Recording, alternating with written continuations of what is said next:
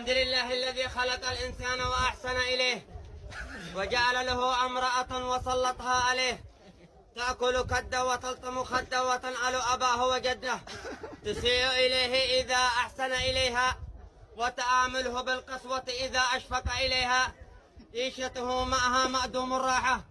ألا فمن كان عازبا فليحمد الله ومن كان متزوجا فليقصر شكواه إلى الله.